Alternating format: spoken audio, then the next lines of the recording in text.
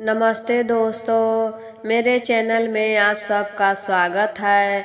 आज हम आपको कवि विद्यापति की कहानी सुनाने जा रही हूँ, जिसके घर महादेव नौकर बनकर रहे तो गुरु बहना। यह कहानी आप सबको अच्छा लगे तो मेरे वीडियो को लाइक करिएगा, शेयर करिएगा और चैनल पर पहली बार देख रहे हैं तो चैनल को सब्सक्राइब करिएगा।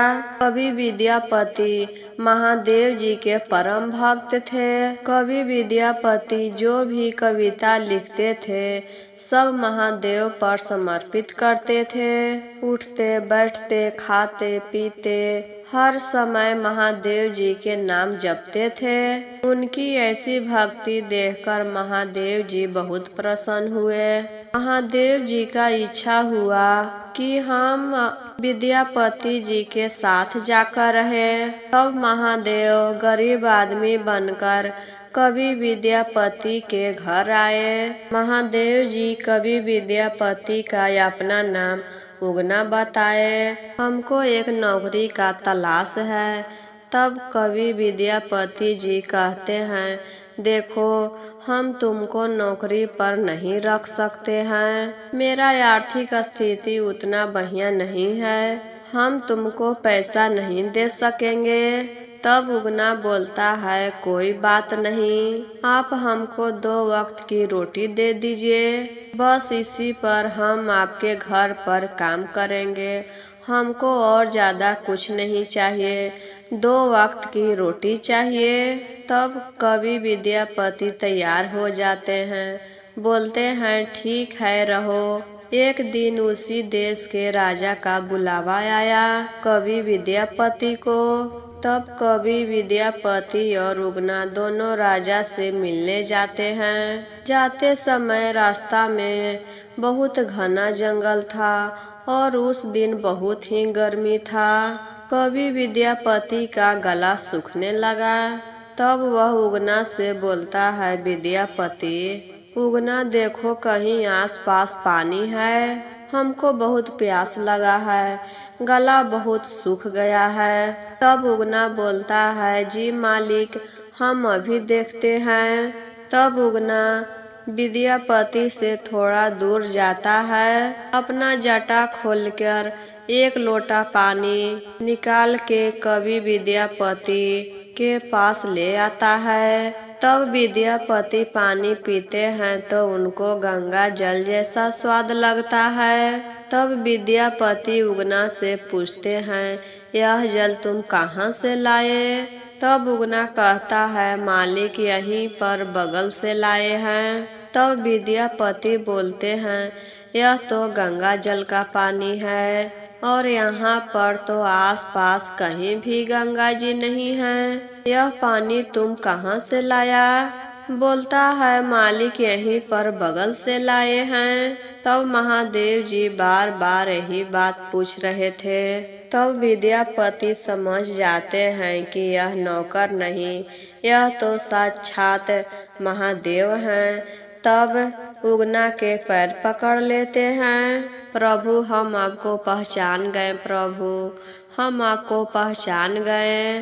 फिर भी उगना बोल रहा है, नहीं हम महादेव नहीं हैं, हम तो नौकर हैं, आपका उगना है। लेकिन विद्यापति मानने के लिए तैयार नहीं थे।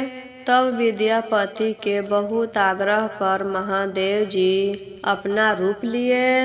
तब महादेव जी बोलते हैं, अब तो तुम हमको पहचान गया है, अब हम तुम्हारे साथ नहीं रह सकते हैं। तब विद्यापति बहुत रोने लगा, प्रभु माफ कर दीजिए, प्रभु माफ कर दीजिए, हम आपको अपने घर में नौकर बनाकर रखे, प्रभु माफ कर दीजिए, प्रभु माफ कर दीजिए और हमको छोड़कर यहाँ से कहीं नहीं जाइए। तब महादेव जी बोलते हैं, ठीक है हम तुमको छोड़कर कहीं नहीं जाएंगे, लेकिन तुम किसी को बताना नहीं कि हम महादेव हैं। तब विद्यापति तैयार हो गया। तब विद्यापति और उगना दोनों जाकर राजा से मिलते हैं। उसके बाद अपना घर आते हैं और पहले के तरह रहने लगा। एक दिन विद्यापति के पत्नी को किसी बात पर गुस्सा आ गया उगना पर। तब वह चूल्हा में से जलता हुआ लकड़ी लेकर उगना के तरफ मारने के लिए दौड़ी। तब विद्यापति को रहा नहीं गया। जब उसकी पत्नी चूल्हा में से लकड़ी निकालकर मारने के लिए दौड़ी, तभी वह बोलते हैं, अरे मूर्ख, तुम क्यों मार रही हो इनको? ये तो साक्षात महादेव हैं। तुम पाप की भागी बन रही हो। और जैसे ही विद्यापति यह बात बोलते हैं, वैसे ही महादेव तुरंत वहां से अंतर्ध्यान हो गए। अब तो विद्यापति पागल के तरह खोजने लगा महादेव को। जंगल, झाड़ी, नदी, नाला, यहाँ वहाँ, जहाँ तहाँ सभी जगह खोजा। रोने लगा उगना उगना कहकर, पूरा जगह चिल्लाते रहा और पागल के तरह हो गया था। उसका यह स्थिति देखकर महादेव जी को दया आ गया। तब महादेव जी फिर प्रकट हुए। तब महादेव जी बोलते हैं विद्यापति से, विद्यापति तुम ऐसे क्यों कर रहे हो? हम तुम्हारे साथ नहीं रह सकते हैं।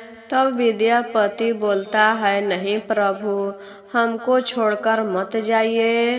तब महादेव जी बोलते हैं, ठीक है, हम तुम्हारे पास ही रहेंगे, लेकिन हम उगना के रूप में नहीं बल्कि शिवलिंग के रूप में तुम्हारे पास रहेंगे। और इतना कहकर महादेव जी वहां से अंतर्ध्यान हो गए।